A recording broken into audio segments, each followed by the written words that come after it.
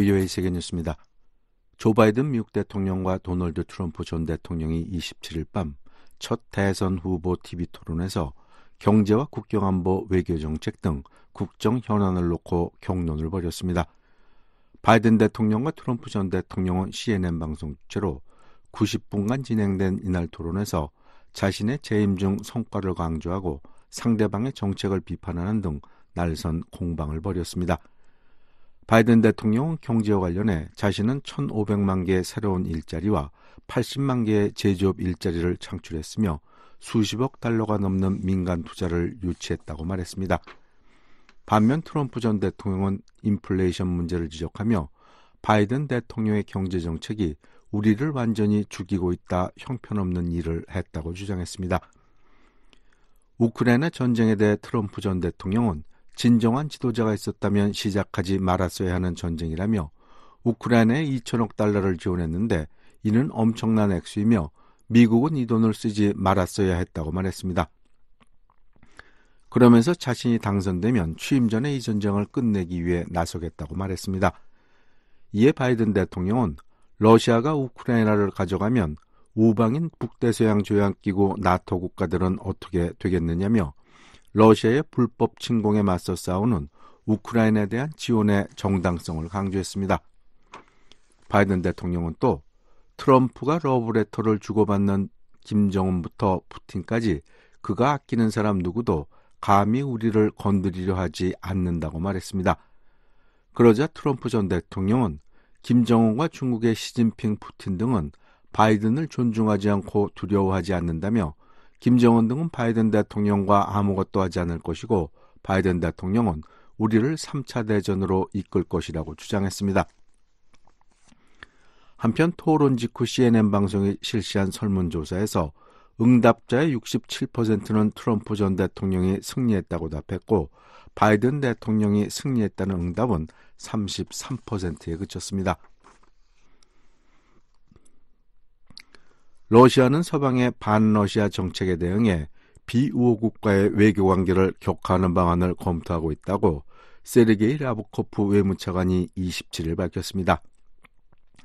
라브코프 차관이 이날 러시아 일간 이즈베스티아 신문과의 인터뷰에서 외교관계 수준을 낮추는 해결책이 가능한가라고 자문하고 그것을 검토하고 있다고 말했습니다. 이어 서방과 관계가 악화되는 상황에서 러시아가 이런 조치를 먼저 한 적은 없으며 대사관과 대사의 역할이 무시되어서는 안 되고 소통 라인을 유지해야 한다면서도 앞으로 어떤 선택지도 배제해서는 안 된다.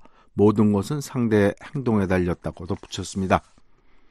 이에 앞서 러시아는 우크라이나 침공 직후인 2022년 3월 한국을 비우호국으로 지정한 바 있습니다. 미국과 중국의 외교 담당 부서 2인자가 27일 전화통화를 갖고 한반도 문제와 남중국해 문제 등을 논의했습니다. 미 국무부는 보도자료에서 커트 캠벨 부장관이 이날 마자오시 중국 외교부 부부장과 전화통화에서 최근 중국과 필리핀 사이에 갈등이 이어지고 있는 남중국해 사태와 관련해 중국의 행동에 심각한 우려를 표하고 항해의 자유와 분쟁의 평화적 해결 입장을 강조했다고 말했습니다. 캠벨 부장관은 또 상호 방위 조약에 따라 필리핀에 대한 미국의 방어 조약이 철통 같다는 점을 강조했습니다. 캠벨 부장관은 타이완 해협 평화와 안정의 중요성도 강조하는 한편 러시아의 방위 산업 기반이 되는 중국의 지원에 우려를 표했다고 국무부는 밝혔습니다. 국무부는 캠벨 부장관이 마 부부장과 한반도 문제에 대해서도 논의했다고 전했지만 구체적인 내용은 언급하지 않았습니다.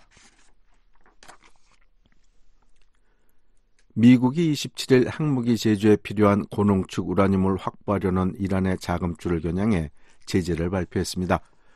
미 국무부는 이날 이란산 석유와 석유 제품 운반에 관여한 아랍에미레이트 기업 3곳과 이들 소유 선박 11척을 제재한다고 밝혔습니다.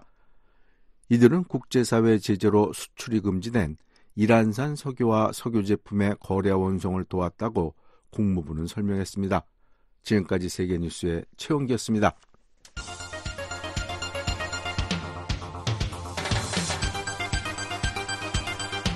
VOA News Today. 여러분 안녕하십니까? 6월 28일 금요일 BOA 뉴스투데이 2부 시작하겠습니다. 진행의 심현지입니다. 이 시간에 보내드릴 주요 소식입니다. 조 바이든 대통령과 도널드 트럼프 전 대통령이 첫 대선 후보 토론회에 참석해 날선 공방을 벌였습니다. 미국 정부는 한국 정치권에서 자체 핵무장론이 제기된 데 대해 현재 한국과 공동으로 확장 억제를 강화하고 있다고 강조했습니다. 미 국무부 고위관리가 최근 심화되고 있는 북한과 러시아 간의 협력에 대한 중대한 우려를 나타냈습니다. 내일 북한은 대체로 맑겠지만 오후부터 흐려지겠습니다. 황해도 일대로는 밤부터 비 소식이 있겠습니다. 아침 최저기온은 10도에서 21도, 낮 최고기온은 23도에서 33도 기온 분포 보이겠습니다.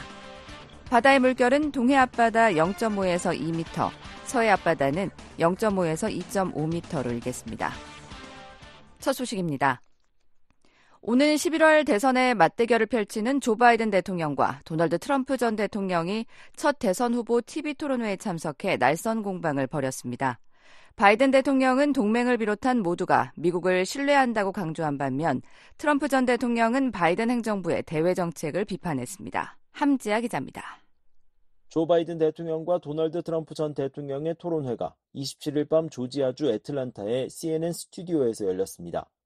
오는 11월 실시되는 대통령 선거에 민주당과 공화당 후보로 각각 나서는 바이든 대통령과 트럼프 전 대통령은 이날 경제와 낙태, 이민, 외교와 안보 등 국내외 다양한 현안을 놓고 격돌했습니다. 두 사람이 TV 토론회에서 맞붙은 건 지난 대선 이후 약 4년 만입니다. 이날 바이든 대통령은 전임자인 트럼프 전 대통령이 남긴 혼돈을 정리하며 대통령직을 수행했다는 점을 강조했습니다. 반면 트럼프 전 대통령은 자신이 남긴 업적을 바이든 대통령이 망쳤다는 식의 논리로 대응했습니다.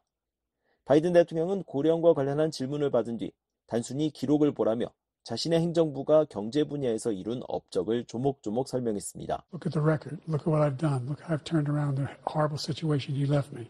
As I said, 15 million new jobs, 800,000 manufacturing jobs. 특히 자신은 트럼프 전 대통령이 남긴 끔찍한 상황을 되돌렸다며 1,500만 개의 새로운 일자리와 80만 개의 제조업 일자리를 창출하고 수십억 달러가 넘는 민간 투자 등을 유치했다고 말했습니다. 또한 미국은 반도체를 발명했지만 이젠 명성을 잃었다며 이는 그가 해외에 가장 값싼 노동력을 찾아 제품을 들여온다면서 사람들을 밖으로 보냈기 때문이라고 지적했습니다.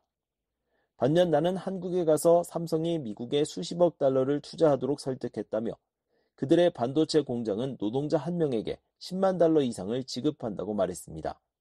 바이든 대통령은 우리는 세계에서 가장 진취적인 국가고 일을 해내고 있다면서 우리는 약속을 지키고 동맹을 비롯한 모두가 우리를 신뢰하는 세계에서 가장 강한 나라라고 말했습니다. We're the most progressive country in the world in getting things done. We're the strongest country in the world. We're a country in the world who keeps our word and everybody trusts us. 그러면서 러브레터를 주고받는다는 김정은부터 푸틴까지 누구도 우리를 건드리고 싶어 하지 않는다고 강조했습니다. 트럼프 전 대통령은 나는 바이든 대통령이 훌륭한 대통령이길 바랐다면서 이 자리에 있는 것에 개의치 않지만 내가 여기에 있는 유일한 이유는 그가 매우 나쁜 대통령이고 내가 미국을 다시 위대하게 만들 것이기 때문이라며 맞섰습니다. I wish he was a great president. I don't mind being here. But the only reason I'm here is he's so bad as a president that I'm going to make America great again. We're going to make 이어 우리는 지금 무너지는 나라고 이는 바이든 때문이다라고 주장했습니다. 그러면서 그의 정책이 매우 나쁘고 군사정책은 정상이 아니다라고 말했습니다. 특히 우크라이나와 중동 지역의 분쟁을 거론하며 이들 전쟁은 바이든 대통령 아래선 결코 끝나지 않을 것이라고 말했습니다. These are wars that will never end with him. He will drive us into World War III, and we're closer to World War III than anybody can imagine. We are very. 이어 바이든 대통령은 우리를 3차 세계대전으로 몰고 갈 것이라며 우리는 그 어떤 누구도 상상할 수 없을 정도로 3차 세계대전에 가까워지고 있다고 말했습니다. 그러면서 김정은과 중국의 시진핑, 푸틴 등은 그를 존중하지 않고 두려워하지 않는다고 지적했습니다. 이어 김정은 등이 바이든 대통령과 아무것도 하지 않을 것이고 바이든 대통령은 우리를 3차 세계대전으로 이끌 것이라고 거듭 강조했습니다. 두 전현직 대통령은 우크라이나 전쟁과 관련해서도 이견을 보였습니다. 트럼프 전 대통령은 우리에게 지도자가 있었다면 이번 전쟁은 처음부터 시작되지 않았을 것이라고 말했습니다. This is a war that never should have started. If we had a leader in this war, he led everybody along. He's given $200 billion now or more. 이어 바이든 대통령이 모두를 내버려 두고 우크라이나엔 2천억 달러 이상을 지원했다면서 이는 엄청난 돈이고 이전엔 이런 일이 결코 없었다고 강조했습니다. 특히 볼로디미르 젤렌스키 대통령이 미국을 방문할 때마다 600억 달러를 가지고 떠난다고 비판하며 미국이 우크라이나 전쟁에 너무 많은 돈을 지출하고 있다고 말했습니다. 그러면서 이 전쟁은 일어나지 말아야 했다면서 내년 1월 20일 취임 전 대통령 당선인으로서 푸틴과 젤렌스키 사이에 이 전쟁을 종식시키도록 할 것이라고 말했습니다. 그러나 바이든 대통령은 푸틴은 실제로는 전범이라며 그가 수천 명의 사람을 죽였다고 반박했습니다. The fact is that Putin is a war criminal. He's killed thousands and thousands of people. And he has made one thing clear. He wants 이어 to 푸틴은 한 reestablish. 가지를 분명히 했다며 그는 단순한 평화가 아니라 소련 제국을 재건하고 싶어하고 우크라이나를 원한다고 지적했습니다.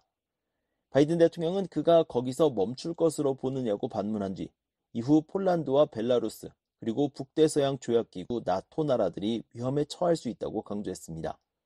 또한 우리가 우크라이나에게 지원하는 것은 현 시점엔 돈이 아니라 미국에서 만드는 무기라며 우리 나토 동맹국들은 우리만큼 우크라이나를 위해 많은 자금을 댔고 그것이 우리가 강한 이유라고 말했습니다. 바이든 대통령과 트럼프 전 대통령은 이민 문제에서도 대립했습니다.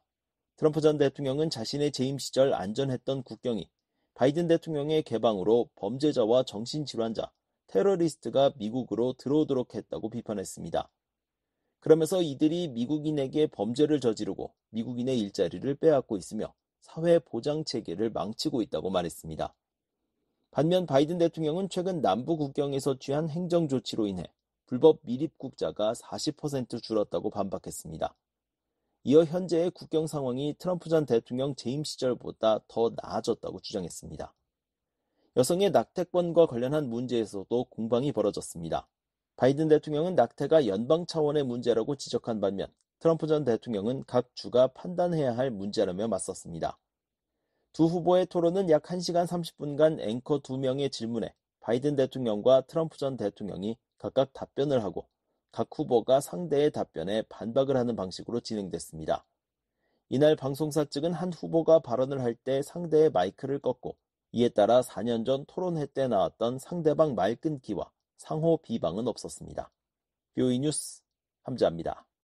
미국 정부는 한국 정치권에서 자체 핵무장론이 제기된 데 대해 현재 한국과 공동으로 확장 억제를 개선하고 강화하고 있다고 강조했습니다. 일부 미국 전문가들은 북러 밀착으로 미국의 확장 억제 공약에 대한 신뢰가 흔들리고 있다고 진단했습니다. 조은정 기자가 보도합니다. 미 국무부는 27일 미국과 한국은 워싱턴 선언에 따라 만들어진 핵협의 그룹을 통해 확장 억제를 개선하고 강화하고 있다고 밝혔습니다. 국무부 대변인은 한국 여권 정치인들이 자체 핵무장 목소리를 높이고 있는 데 대한 VOA의 질의에 이같이 답변했습니다.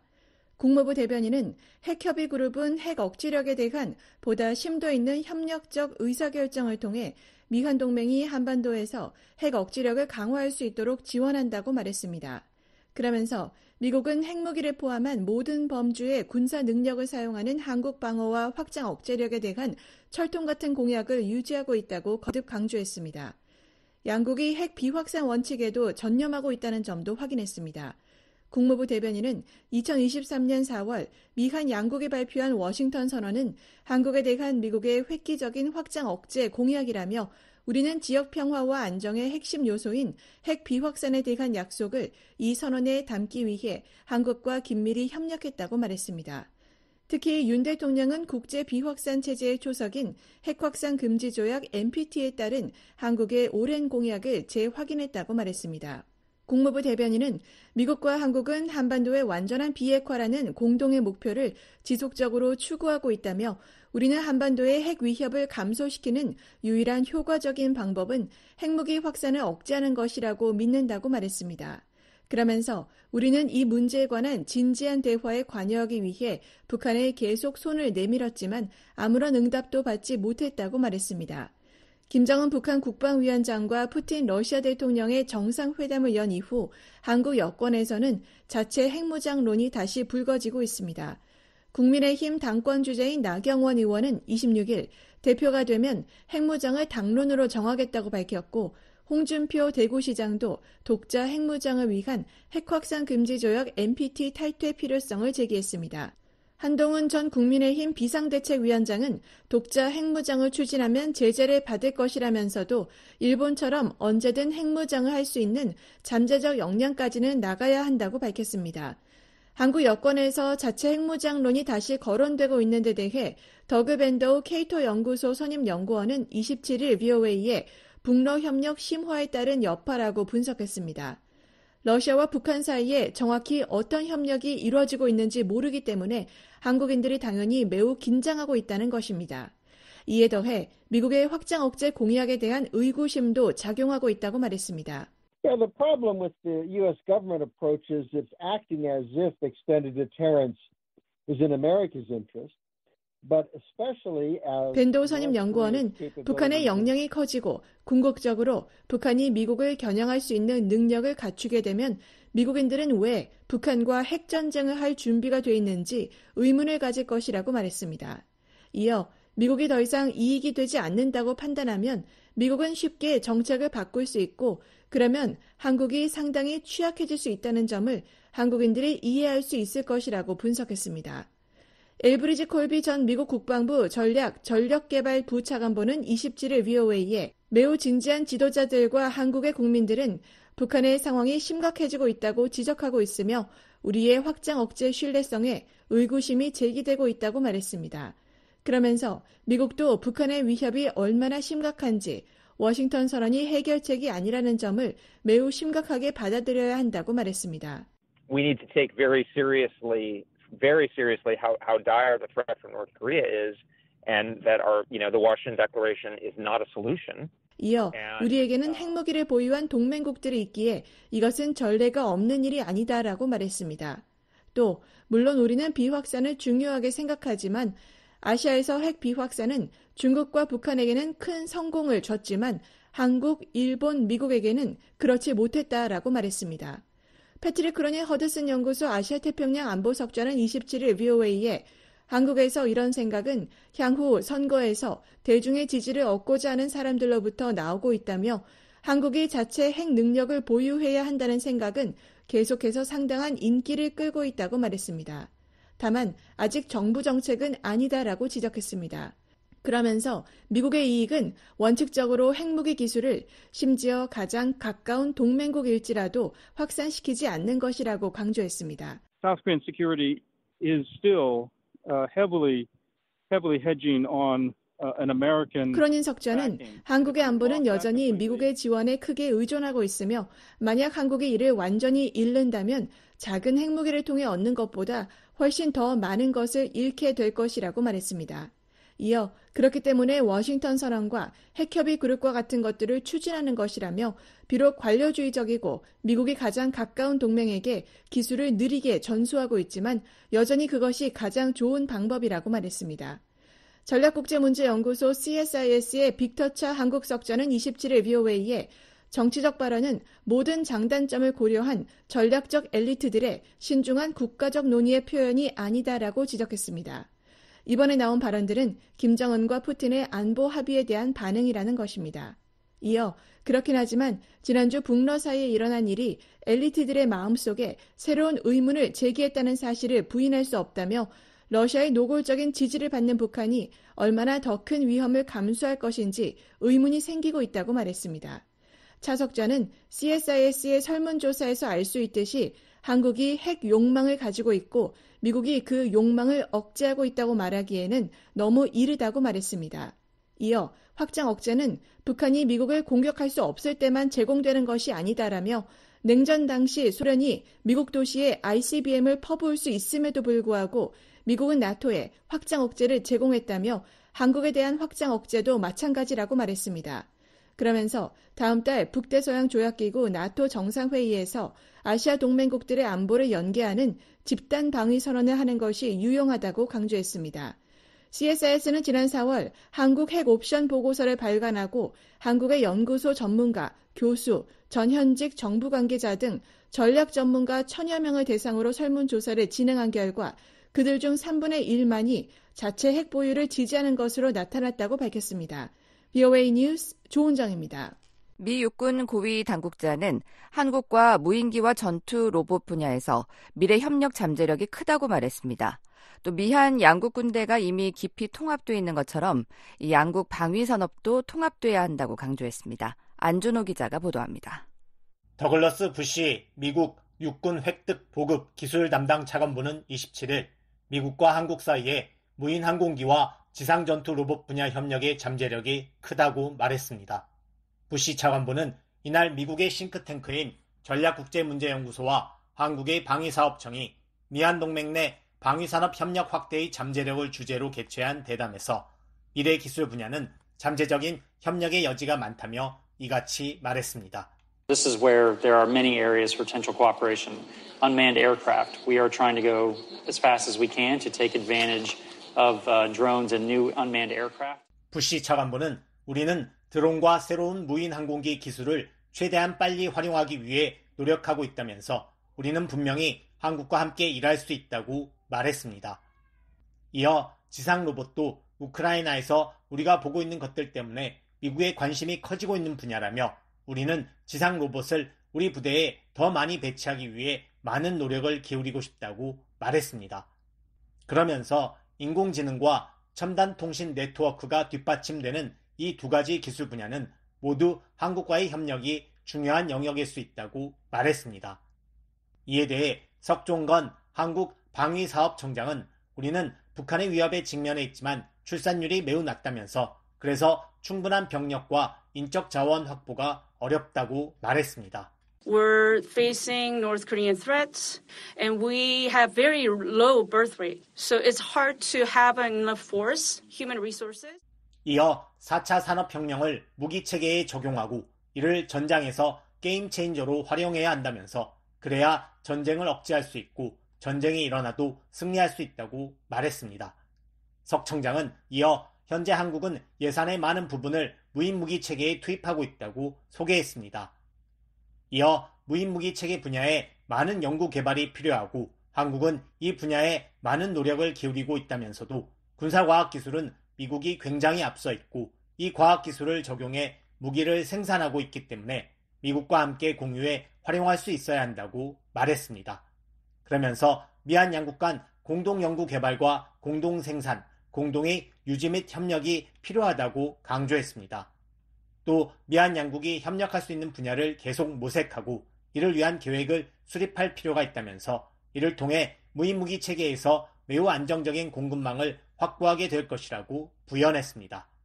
부시 차관보는 미한 양국 군대가 긴밀히 통합되어 있는 것처럼 방위산업도 같은 방식으로 통합돼야 한다면서 한국은 세계 제조 강국 중 하나이며 미국은 그것을 배워야 한다고 말했습니다. We are already, again, deeply integrated already on the ground. Our industries need to be more integrated. Kind of like our militaries are very integrated. We need our defense industries to be integrated in the same way. 이어 정부의 역할은 협력을 촉진하는 것이라며 정부는 방위산업체들이 생산에서 유지 및 보수에 이르기까지 더 많은 일을 함께할 수 있도록 도와야 한다고 말했습니다. 석 청장은 우리가 더 많이 논의하고 타협하며 서로를 더 많이 생각할 수 있다면 우리가 원하는 것을 이룰 수 있을 것이라며 그렇게 된다면 인도 태평양 전략을 구체화할 수 있고 양국이 이 지역에서 제대로 된 역할을 할 수 있을 것이라고 말했습니다. BOA 뉴스 안준호입니다. 미국은 계속 일본인 납치 문제를 제기하며 즉각적인 문제 해결을 촉구할 것이라고 미 유엔 대사가 밝혔습니다. 주 유엔 한국 대사는 북한의 모든 납북자와 억류자, 국군 포로를 즉각 돌려보내라고 촉구했습니다. 안소영 기자가 보도합니다. 린다 토머스 그린필드 주유엔 미국 대사가 27일 납북자 문제의 시간적 제약을 언급하며 즉각적인 문제 해결을 촉구하는 미국 정부 입장을 재확인했습니다. 토머스 그린필드 대사는 이날 유엔에서 열린 납치 문제에 관한 온라인 심포지엄에서 2달 전 일본 방문 중 면담한 납북 피해 가족들의 사연을 상기하며 이 같은 입장을 전했습니다. Akihiro took the first bullet train from Kobe to meet with me while I was in Japan. I later learned that every year 토머스 그린필드 대사는 40여 년 전 23살 때 유럽 여행 중 납북된 아리모토 게이코 씨의 아버지인 아키히로 씨가 고베에서 고속열차를 타고 자신을 만나러 왔었다며 아키히로 씨는 매년 아내 교코 씨와 케이크를 구워 딸의 생일을 축하해왔지만 이제는 그마저도 불가능해진 것을 알게 됐다고 말했습니다. 교코 씨가 딸과 재회하지 못한 채 2020년 세상을 떠났기 때문이라는 겁니다. 그러면서 일본에서 납치 피해 가족들에게 말한 것처럼 미국은 그들과 함께하며 가능한 모든 기회에 납치 문제를 계속 제기하고 문제의 즉각적인 해결을 촉구할 것이라고 말했습니다. 토머스 그린필드 대사는 또한 미한일 등의 대화 시도에도 불구하고 북한은 의미 있는 진전 대신 미사일 발사, 다자주의 대신 고립주의를 선택하면서 공격적으로만 대응해왔다고 비판했습니다. Despite attempts at dialogue, the DPRK has responded only with aggression, choosing missile launches over meaningful progress. 이 같은 해롭고 위험한 행동은 끔찍한 인권 유린과 연결돼 있다며 우리는 이러한 인권 유린을 외면하거나 더 나아가 조장하는 국가들이 있다는 것을 알고 있다고 말했습니다. 토머스 그린필드 대사는 우리는 북한의 인권 침해가 안보리의 주요 의제가 되도록 계속 추진할 것이라고 말했습니다. 아울러 우리는 건설적인 대화와 납북자들의 귀환을 위해 북한을 계속 압박하고 파트너들과 계속 협력해 나갈 것이라고 강조했습니다. 이번 행사는 미국과 한국, 일본, 호주, 유럽연합, EU가 공동 주관했습니다. 하야시 요시마사 일본 관방장관은 이날 행사에서 일본이 납북자 문제가 종결됐다는 북한의 주장을 일축하며 납북자 문제 해결을 위한 북한의 행동을 촉구했습니다. The government of Japan has identified 17 Japanese citizens as victims of abduction by North Korea. Moreover, 납치 문제 담당상을 겸하고 있는 하야시 관방장관은 일본 정부는 일본인 17명을 북한에 의한 납치 피해자로 확인했고 이 중 5명이 귀환한 후 지금까지 단 1명도 귀환한 납북자가 없다는 것은 매우 유감스러운 일로 우리는 이 사실을 매우 심각하게 받아들이고 있다고 말했습니다. 그러면서 납치 문제는 과거 발생한 사건이 아니라 현재 진행 중인 국제적 과제로 조속히 해결해야 할 사안이라고 강조했습니다. 또한 지금과 같은 상황이 장기화할수록 일본과 북한 간의 새로운 관계의 실현은 더욱 어려워진다며 우리와 함께 보다 넓은 시각에서 결정을 내릴 것을 계속 촉구한다고 덧붙였습니다. 하야시 관방장관은 북한에 의해 자국민이 납치된 나라는 일본만이 아니다라며 국제사회의 긴밀한 협력 중요성도 언급했습니다. 이달 유엔 안보리 의장국을 맡고 있는 한국의 황준국 대사는 실망스럽게도 북한은 인권 유린에 대해 여전히 부인하고 있으며 북한 정권은 모든 납북자 및 억류자, 전쟁 포로를 즉각 가족의 품으로 돌려보내야 한다고 강조했습니다. Much to our dismay, DPRK's denial of its human rights abuses remains categorical. The DPRK regime must immediately return all abductees, detainees, and prisoners of war to their families. Last year at the Camp David summit, 황 대사는 지난해 캠프 데이빗 정상회의에서 한국, 미국, 일본 정상들이 납북자와 억류자, 전쟁포로 송환 문제의 즉각적인 해결을 촉구하는 공동의 약속을 재확인했다는 점을 상기했습니다. 또한 지난해에 이어 올해도 납북자 문제를 포함한 북한 인권 상황을 다루는 안보리 공개회의를 성공적으로 소집한 점을 거론하며 북한 정권이 책임을 질 때까지 안보리가 북한의 암울한 인권 상황을 계속 조명하는 것이 매우 중요하다고 말했습니다. 스타브로스 람브리니디스 주엔 유럽연합 대사는 이유는 북한의 납치 등 인권 침해와 남용이 잊힌 위기가 되지 않도록 하는 데 초점을 맞추고 있다고 밝혔습니다. 이후 인권 대표를 지내기도 한 람브리니디스 대사는 이날 회의에서 북한의 행동을 촉구했습니다. The DPRK must sincerely listen to the victims and their families. It should address all allegations of enforced disappearances. 북한은 납북 피해자와 그 가족들의 목소리에 진지하게 귀를 기울이고 강제 실종에 대한 모든 의혹을 해결하며 모든 실종자들의 생사와 행방에 대한 명확한 정보를 그 가족들에게 제공해야 한다는 설명입니다. 그러면서 문제 해결에 진전이 있을 때까지 우리는 유엔 결의안 제출 등 가용한 모든 수단을 이용해 계속 이 문제의 시급성을 강조할 것이라고 말했습니다. 일본인 납치 피해자의 상징인 요코타 메구미 씨의 남동생이자 일본인 납북 피해자 가족회 대표인 요코타 타쿠야 씨는 국제사회는 46년 전 자신의 누나인 무고한 13살 소녀를 납치해 인질 외교를 지색해온 북한을 결코 용납해서는 안 된다고 호소했습니다. 요코타 메구미는 지난 1977년 11월 15일 일본 니가타시에서 하굣길에 북한 공작원에 의해 납치됐습니다.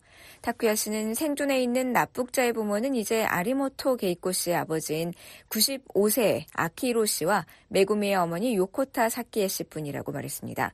그러면서 자신들은 부모 세대가 생존해 있을 때 북한이 모든 납치 피해자를 일괄 송환하면 일본이 북한에 인도적 지원을 제공하고 독자 대북 제재를 해제하는 데 반대하지 않기로 한 방침을 정했다고 설명했습니다. The Association of Families of Victims and the Rescue Association have formulated a new action plan. It states if all abduction victims are repatriated 타쿠야 씨는 collectively 이어 while the 납북자 parent 문제 해결 generation is still 없이는 alive. 일본과 북한 양국 간의 밝은 미래도 없을 것이라며 북한의 김정은은 밝은 미래를 위해 선대 정권에서 자행된 납치 문제를 스스로 해결하겠다는 용기 있는 결단을 내리길 바란다고 말했습니다.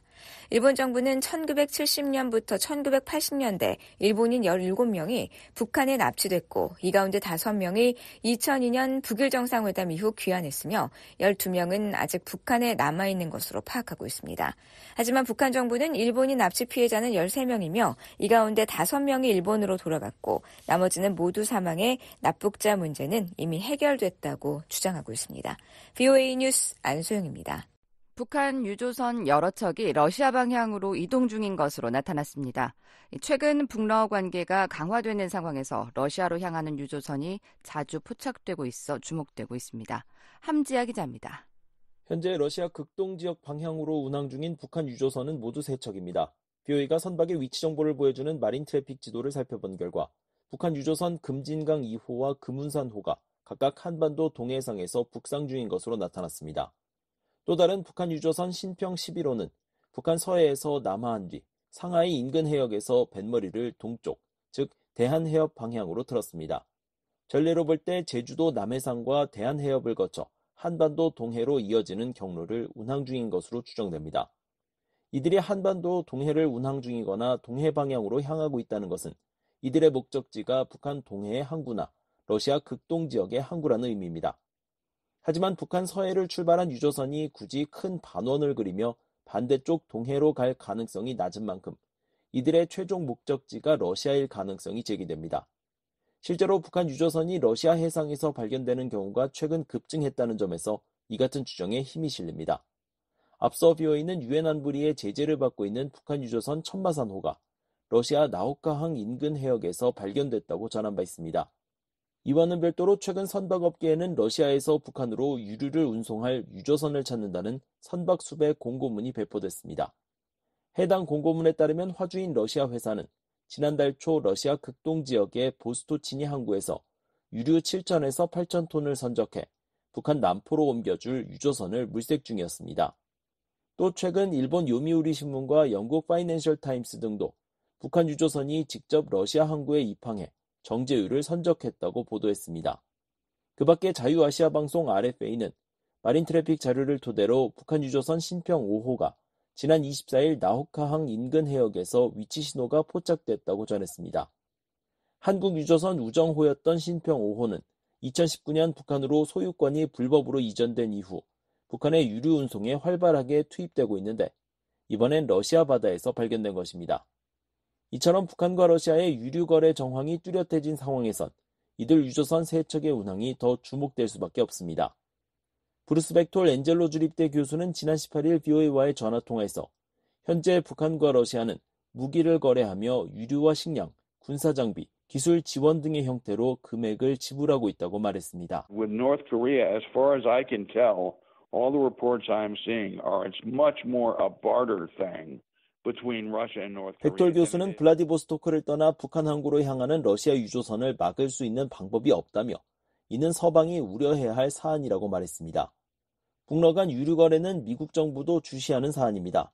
앞서 존 커비 백악관 국가안보소통 보좌관은 지난달 2일 브리핑에서 러시아가 올해 북한에 제공한 정제유 양이 이미 유엔 안보리가 정한 한도를 넘었다고 지적한 바 있습니다.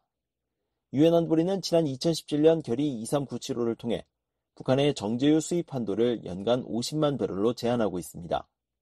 매튜 밀러 국무부 대변인도 같은 날 브리핑에서 미국은 러시아와 북한 간 무기 및 정제유 이전을 가능하게 하는 이들에 대한 제재를 계속 부과할 것이라고 말했습니다. I will just say that the United States will continue to impose sanctions against those working to facilitate arms and refined petroleum transfers. 그러면서 새로운 공동 제재를 발표하기 위해 호주, 유럽연합, 일본, 한국, 영국 등을 포함한 파트너들과 협력하고 있다고 밝혔습니다. BOA 뉴스 함지아입니다.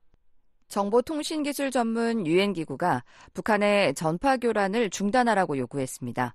하지만 북한은 아직 이에 반응하지 않고 있습니다. 안소영 기자입니다. 유엔 산하 국제전기통신연합 ITU는 27일 최근 한국에 대한 북한의 위성항법 장치 GPS 신호교란 공격과 관련해 북한의 재발 방지를 촉구했다고 밝혔습니다.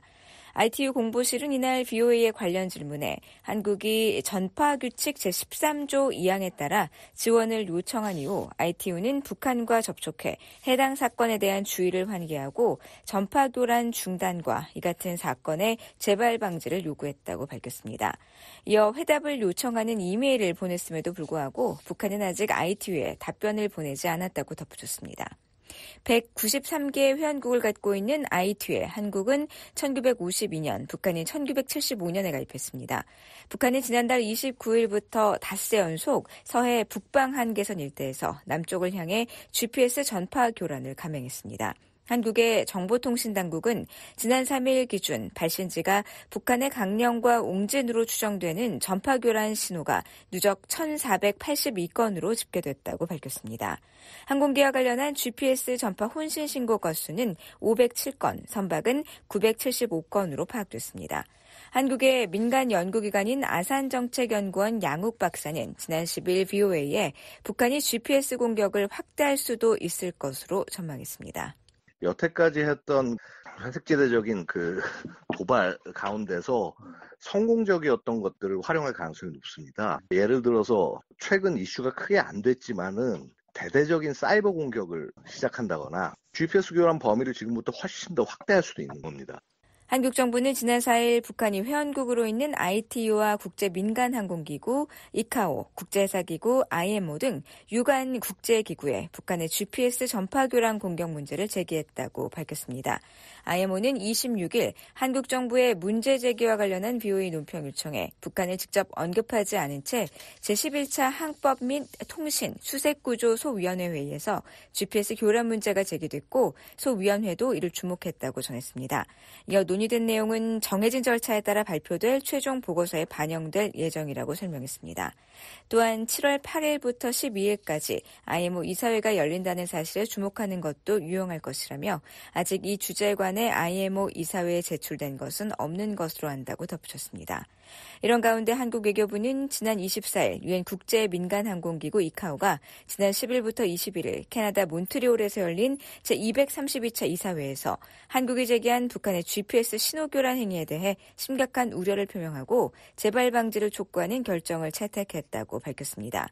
그러면서 이번 결정문에는 북한에서 발언한 GPS 신호교란 행위에 대한 심각한 우려 표명과 북한의 기존 이사회 결정 및 시카고 협약 등에 대한 엄격한 준수 강력 촉구, 재발 방지 보장 요구 등을 담았다고 설명했습니다. 또한 유엔 전문가 기구인 이카오가 GPS 신호교란 행위의 주체로 북한을 명시적으로 지목한 것은 이번이 처음이라고 덧붙였습니다. BOA 뉴스 안소영입니다. 미국에 사는 러시아 파견 노동자 출신 탈북민이 해외 인력 파견이 강제 노동과 무관하다는 북한의 주장을 일축했습니다. 모든 노동이 강제 노동이며 노동 환경도 열악하다고 지적했습니다. 김영권 기자가 보도합니다. 북한 관영 조선중앙통신은 27일 조선인권연구협회 연구사 명의로 게재한 인권의 정치화에 중독된 백악관의 정신착란증 진단서란 글에서 미국이 지난 24일 발표한 올해 인신매매 보고서를 강하게 비난했습니다. 특히 국무부가 해외 파견 노동자들에 대한 북한 당국의 강제노동 동원에 대해 우려를 나타낸 것과 관련해 이웃나라 사이의 정상적 인원 내왕을 강제노동과 결부시키면서 터무니없는 억측을 늘어놨다고 주장했습니다. 그러면서 주권 국가들 간의 친선과 단결의 유대가 강화됨에 따라 정치, 경제, 문화, 인적 교류가 활발해지는 것은 당연한 순리이며 이건 호혜와 평등에 기초한 것으로서 그 무슨 강제노동과는 인연이 없다고 반박했습니다. VA는 국무부와 국제노동기구 ILO에 북한 정권의 이 같은 주장에 대한 논평을 요청하고 답변을 기다리고 있습니다. 앞서 국무부는 보고서에서 해외 노동자에 대한 강제노동 여건 부과 등에서 인신매매에 대한 정권의 정책 혹은 패턴이 존재했다며 북한 정권은 국가 차원의 강제노동으로 얻은 수익을 정부의 운영자금으로 사용했다고 비판했습니다. 러시아에서 파견 노동자로 일했던 미국 내 탈북 난민들도 같은 증언을 합니다. 미국 중서부에 사는 한바울 씨는 27일 VOA에 파견 노동자들에게 강제 노동이 아닌 게 없다고 말했습니다. 미장하는 거 있잖아요. 이제 밤에 11시, 12시 끝나잖아요. 그러면 이제 밥 대충 해서 술 한 컵 그냥 쫙 마시고 밥 아주 딱 먹고 자고 새벽 다시 일어나면 또 다시부터 그러고 일 또 시작하고 그러니까 쉬는 시간이라는 게 없어요. 정확하게 말하면 인신매매 사람들 데려다 아주 돈은 지들 다 가져가고 사람들은 싸게 어디 빠지지도 못하게 하고 그냥 인신매매 하는 거예요. 그냥 아마 기자들 가서 그 사람들 일하는 거 보면 눈물 흘릴 거예요. 진짜로. 국제노동기구 ILO와 자유권협약 등에 따르면 강제노동은 어떠한 사람으로부터 처벌의 위협하에 강요되고 자발적으로 제공하지 않은 모든 노동 또는 서비스를 말합니다. ILO의 핵심 협약인 강제노동협약 29조는 정부가 강제 또는 의무노동을 금지하고 노동자에 대해 자발적으로 일할 권리를 보장해야 한다고 명시하고 있습니다. 아울러 노동자들은 안전한 작업 환경 속에서 적절한 임금을 받고 과도한 노동시간을 강요받지 않도록 정부가 보장할 것을 의무화하고 있습니다. 과거 북한군 소속 벌목공으로 일했던 장청국 씨는 한 소대가 산속에서 함께 지냈기 때문에 자유로운 작업 환경이나 노동시간 보장은 상상할 수 없었다고 말했습니다. 미국 서부에서 현재 건설 관련 일에 종사하는 장 씨는 지금은 매달 수천 달러를 벌고 있다며 러시아에서 혹사당한 것을 생각하면 매우 억울하다고 토로했습니다. 다 떼고 주니까 우리한테 작게 주죠. 그러니까 한 달에 우리는 보통 그때 당시 내가 한 달에 3, 40달러? 그 정도 된 것 같아요. 평균 치고 그죠? 3년 동안 한 80% 어떻게 딱 봐야죠. 굉장히 억울하죠. 아유, 여기서 주는 것처럼 줬으면 거기 난 3년 일했는데 북한 또 가족들도 많이 돈 보내주고 그러면 북한 가족들도 많이 하라고 그랬죠. 그렇게 됐으면 여기서 주는 했으면. 한국통일부가 27일 발표한 2024 북한인권 보고서는 이러한 상황을 상당히 구체적으로 설명하고 있습니다. 보고서는 해외에 파견된 북한 인력은 휴식을 보장받지 못한 채 매일 13시간이 넘는 노동으로 혹사당하면서 임금의 평균 70% 이상을 상납하는 등 노예 노동에 시달리고 있다고 지적했습니다. 특히 북한 당국의 임금 착취가 매우 심각하다면서 러시아 파견 노동자는 1인당 월급으로 50달러에서 150달러를 받은 반면에 상납금은 4배가량인 650달러에 달한다고 밝혔습니다. 러시아에서 난민주의를 받아 미국에 입국한 뒤 중서부 도시에서 성직자로 활동 중인 존 김 목사는 북한 정부가 파견 노동자들에게 인건비를 제대로 주면 강제노동 논란도 당연히 없어질 것이라고 말했습니다. 그 인권에서 제일 중요한 게 노동자가 일해서 자기가 인건비를 받아야 되는 거 아닙니까? 강제노동 아니면. 아니 그거 못 받고 지금 0.2%, 3%, 5% 이런 정도로 받고 하는 강제노동 아닙니까? 그거 가지고 완전히 반박할 수 있는 거죠. 그렇지않으면 노동자들이 일한 것만 다 현금 주라는 겁니다. 안 그렇습니까? 김 목사는 러시아의 파견 노동자들의 환경이 너무 열악하다고 지적했습니다. 노동자들이 아프면 그에 대한 무슨 보상적인 게 뭐 있습니까? 없거든요. 우리는 다 보험이 있지 않습니까? 북한은 그런 거 없지 않습니까? 그냥 집에 가고 본인만 손해나는 거죠. 첫째로 인건비, 그 다음에 생활 조건, 그 다음에 먹는 문제, 그것도 더 구체적으로 이야기하려면 끝이 없죠, 그러니까 북한 당국은 계속 거짓말 하는 거죠. 폴커 트루크 유엔 인권 최고대표는 지난 12일 유엔 안보리가 개최한 북한 인권 관련 공개 회의에서 북한에서 강제 노동이 다양한 형태로 지속되고 있다며 해외 파견 노동자 문제를 언급했습니다. 트루크 대표는 북한 정부는 또한 해외로 파견된 노동자들에 대해 높은 수준의 통제를 가하고 있다면서 유엔 인권 최고대표 사무소가 이들 중 다수를 면담했다고 말했습니다. The government also exerts a high level of control on workers sent abroad, many of whom have been interviewed by my office. 그러면서 이들은 식량과 의료 서비스 부족, 극단적 수준의 감시, 신체적 폭력, 최대 90%의 임금 몰수 등 끔찍한 고난의 삶을 설명했다고 전했습니다. 북한의 노동자 해외 파견은 유엔 안보리 결의 2397호에 의해 2020년부터 금지됐습니다. 하지만 지금은 활동을 중단한 안보리 산하 대북제재위원회 전문가 패널은 지난 3월 발표한 연례 보고서에서 북한 노동자가 건설, 정보기술 등 다양한 분야에 걸쳐 40여 개 국가에 10만 명이 있으며 노동자들은 정보기술 분야를 제외한 채 연간 5억 달러의 수입을 창출하는 것으로 추정한 바 있습니다. BA 뉴스 김영권입니다. 미국 전문가들은 미한 동맹이 훨씬 더 강력하다며 최근 북한과 러시아의 상호 방위 조약 체결에 과잉 대응할 필요는 없다고 말했습니다. 미한 동맹의 확장 억제력을 한층 강화해야 한다는 제언도 나왔습니다. 안준호 기자입니다. 게리 세이모어 전 백악관 대량살상무기 조정관은 26일 최근 북한과 러시아의 상호 방위 조약 체결 등과 관련해 지나치게 우려할 필요는 없다고 말했습니다.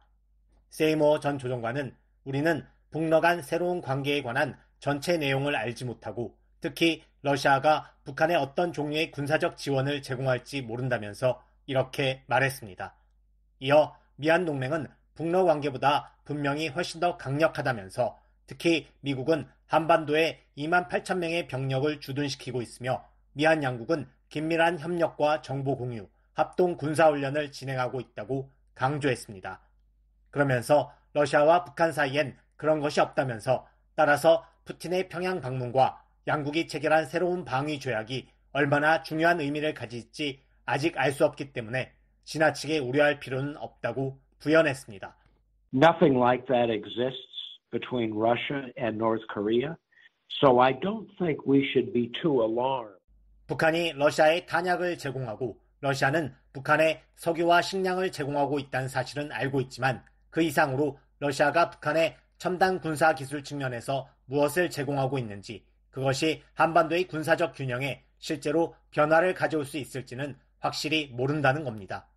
세이모어 전 조종관은 미한 양국은 지난해 조 바이든 미국 대통령과 윤석열 한국 대통령이 합의한 워싱턴 선언에 따라 동맹을 계속 강화해 나가고 있다고 말했습니다.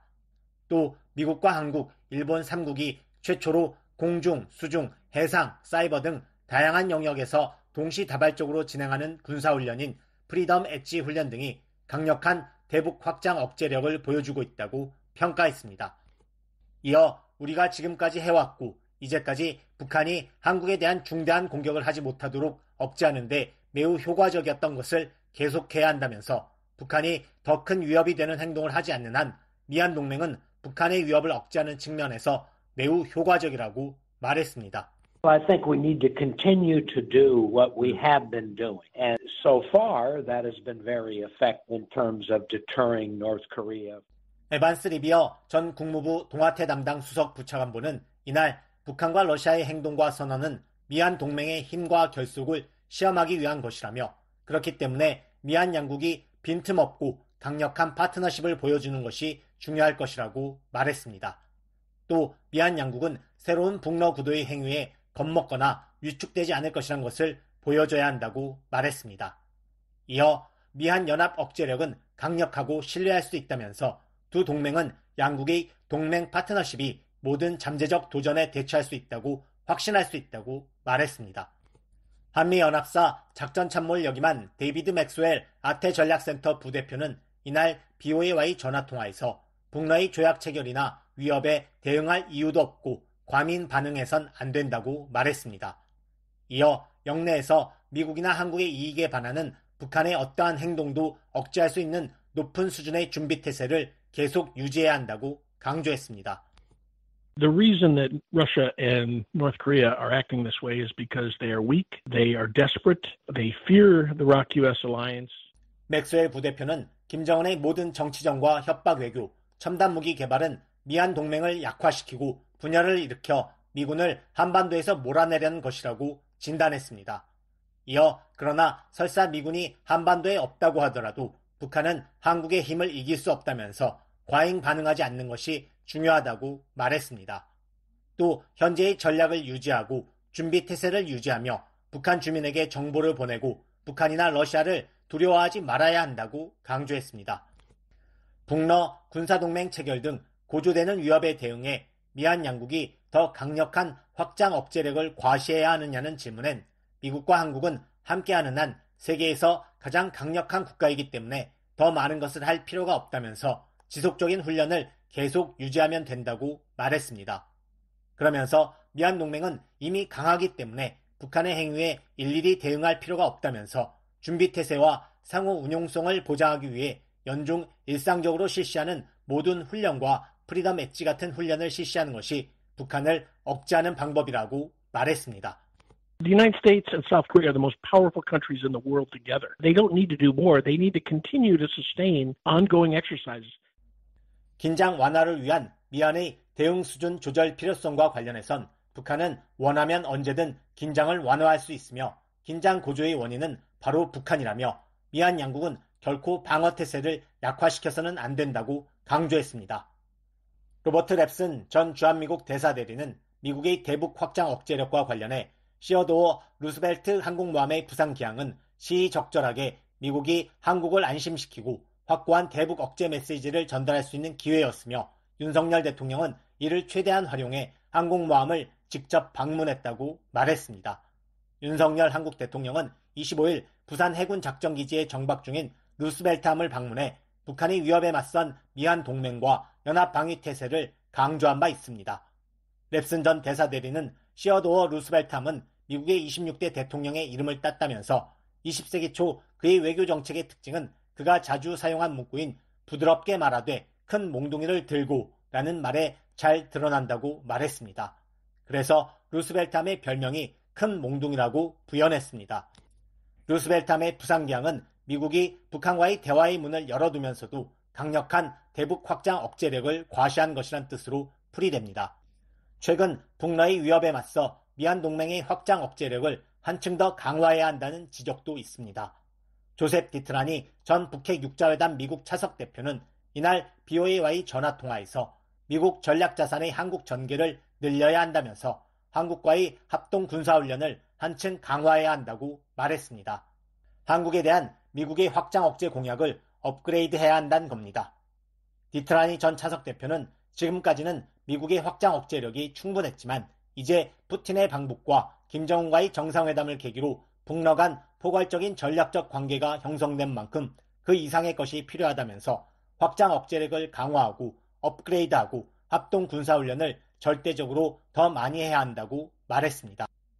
That was enough. Now with the comprehensive strategic relationship between North Korea and the Russian Federation, given Putin's visit with Kim Jong-un, we need to do more than that. 또 프리덤 엣지 훈련 등 미한 합동 군사훈련과 미국이 한국에 대한 확장 억제 공약은 본질적으로 방어적인 성격이라면서 북러가 포괄적 전략적 관계 조약 체결을 통해 한반도의 긴장을 고조시키고 있는 만큼 긴장 완화와 신뢰 구축의 책임은 그들에게 있다고 강조했습니다.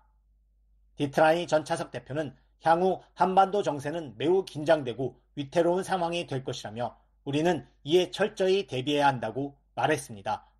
이어 우리는 북한과 대화를 계속해 지금의 긴장을 완화하기 위해 노력해야 한다면서 북한과 외교적으로 대화하기 위한 노력을 계속하는 한편 당장 눈앞에 닥친 핵과 미사일 위협 등에 맞서야 한다고 말했습니다.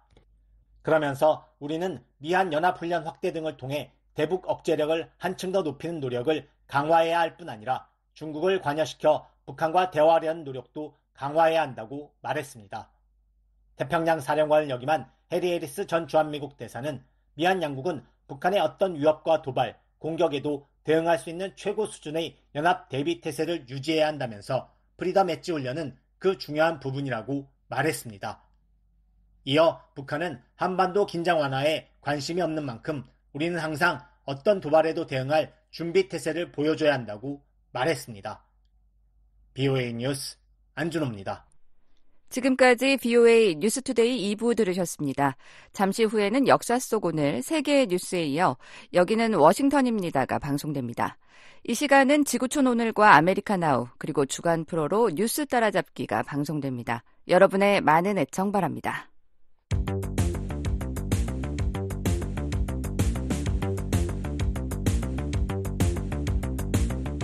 역사 속 오늘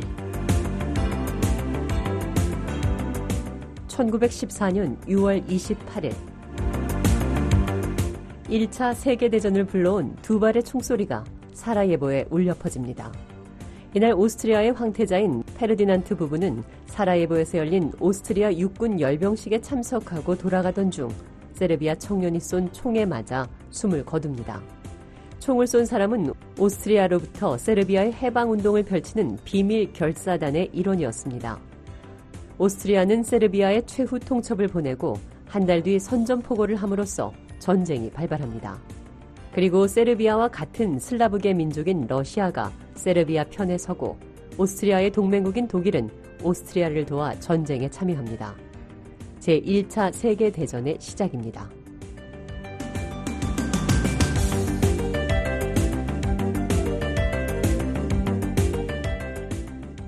(1919년 6월 28일)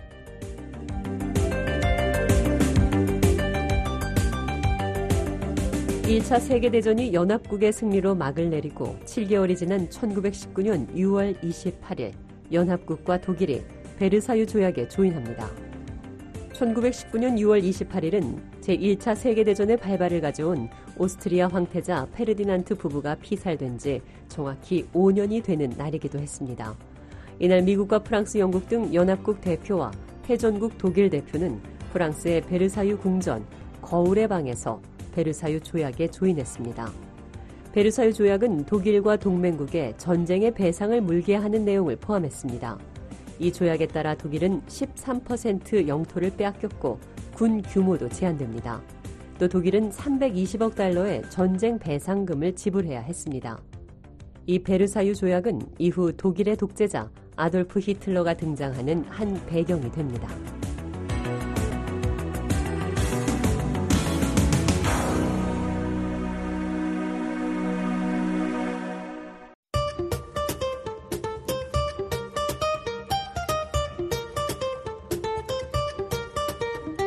미국과 한국, 지구촌 곳곳의 다양한 소식을 전해드리는 생방송 여기는 워싱턴입니다의 요일별 주간 프로그램을 알려드립니다. 생방송 여기는 워싱턴입니다의 방송 시간은 평일 밤 10시에서 11시, 새벽 4시에서 5시 하루 두 차례입니다. 아인슈타인은 학교를 좋아하지 않았습니다. 당시 독일 학교들은 즐거운 곳이 아니었습니다. 학생들은 월요일 밤과 화요일 새벽에는 미국 역사 속 중요한 인물을 소개하는 인물 아메리카를, 화요일 밤과 수요일 새벽에는 라디오로 들어보는 미국 역사 이야기 미국사. 제2차 세계대전 이전에 우드로 윌슨 대통령은 과학자들과 기술자들의 연구 활동을 조직화. 수요일 밤과 목요일 새벽에는 11월 미국의 대통령 선거를 앞두고 주요 이슈를 살펴봅니다. 미국의 선택 2024. When campaigns are looking for additional votes because, elections are... 목요일 밤과 금요일 새벽에는 한국에 사는 탈북민들의 이야기를 찾아가는 탈북민의 세상 보기가 방송되고요. 이걸 배우면서부터 달라졌어요. 나만의 사진을 만들기 위해서 금요일 밤과 토요일 새벽에는 주요 뉴스의 배경과 관련 용어, 뉴스 속 인물을 살펴보는 뉴스 따라잡기가 마련되어 있습니다. 헤즈볼라는 1982년 이스라엘과 팔레스타인 해방기구 피에로 간의 무력 충돌이 벌어지는 혼란 속에 출연했습니다.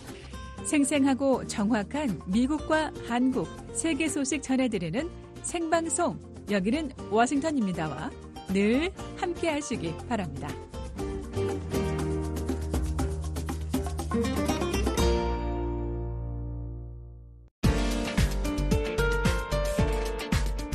듣고 싶은 방송을 놓치셨나요?